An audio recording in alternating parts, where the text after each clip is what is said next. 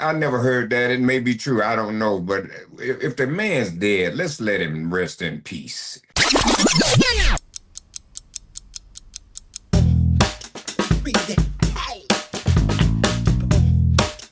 All right, time for another Bret Hart moment. It seems like we do these all the time now. Dun, dun, dun, dun, dun. Boy, I like those. Get sound effects. The best there was, and the best there ever will be. While in Germany, he fired shots at the late Hulk Hogan, saying, quote, he never helped anybody else after his time of being the top guy. He would rather see the company sink than actually come back and help make the next star, which in wrestling, that's kind of how it works. The next guy builds the next guy after. It's like everybody helps each other kind of thing, end quote. Teddy, did you ever hear stories or rumors about Hogan not wanting to put people over and just being out for himself? Because I've never really heard that. No, I've never heard anything like that. The other thing too, golly, guys, I love Bret Hart. I mean, I have the ultimate respect for Bret Hart. I mean, me and him have talked on several occasions. You know, I've even I found out that he was at a signing. I've even left my table and just went over to him to speak to him. And he done the same for me. So that's what I've been, like I tell you and Bill all the time, I pay attention to what people do that they don't have to do. Bret Hart didn't have to get up from his table and come over and say not one word to me.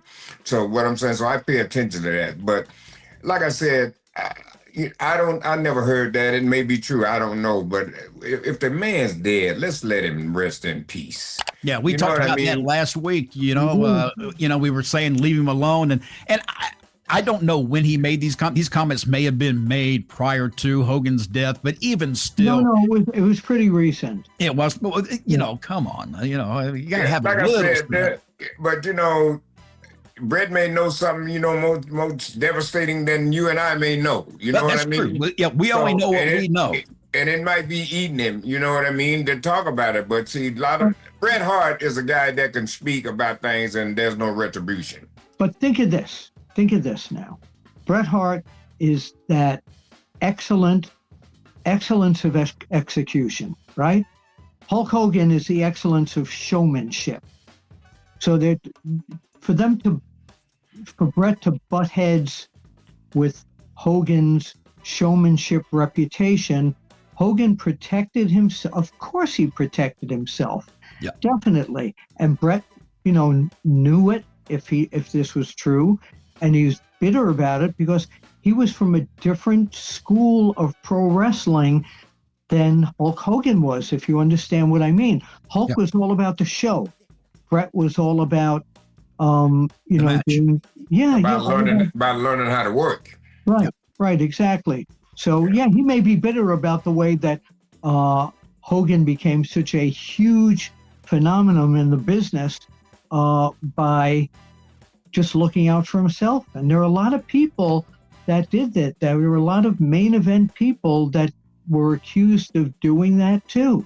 They all do it. I've been I've been with the best. I've been with everybody does that.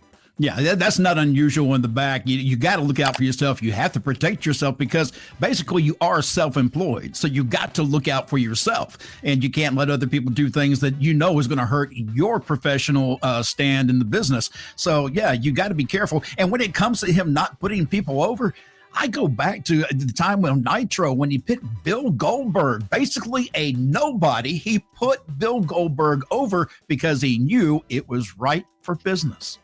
Well, and that was money there. That was money there. Right. You can get some money with him and Goldberg. Oh yeah.